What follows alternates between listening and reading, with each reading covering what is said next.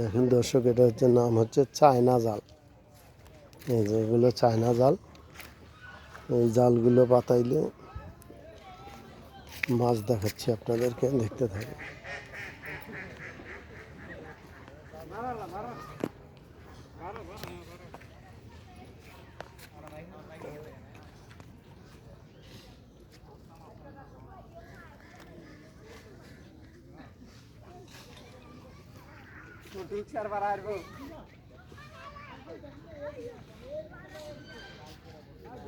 শখ করে তো ঢুকলো আর বাড়া পারবো।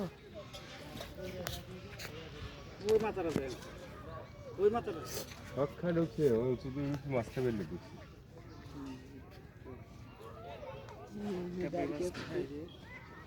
কি সিস্টেম হয়